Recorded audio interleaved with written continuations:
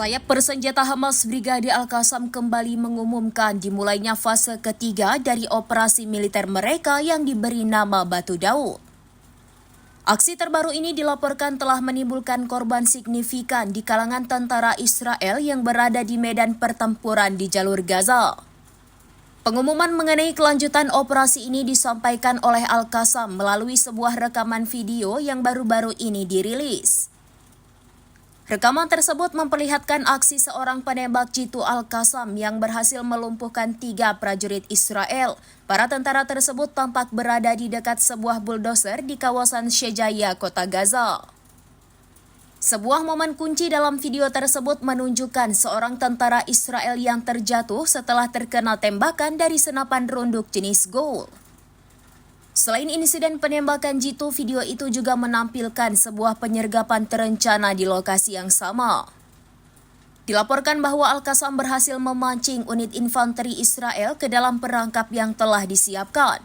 Setelah pasukan Israel masuk ke area sasaran, 2 alat peledak kemudian diledakkan, menyebabkan sejumlah prajurit Israel tewas atau terluka.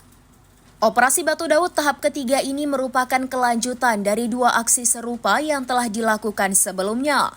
Operasi Batu Daud kedua yang rekamannya dipublikasikan pada Kamis 29 Mei menargetkan personel dan kendaraan militer Israel di dekat sekolah Al-Aqsa wilayah Al-Qarara sebelah timur Khan Yunis.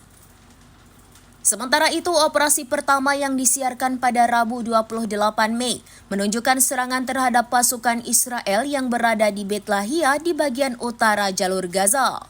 Kejadian-kejadian ini menunjukkan peningkatan intensitas pertempuran di wilayah tersebut.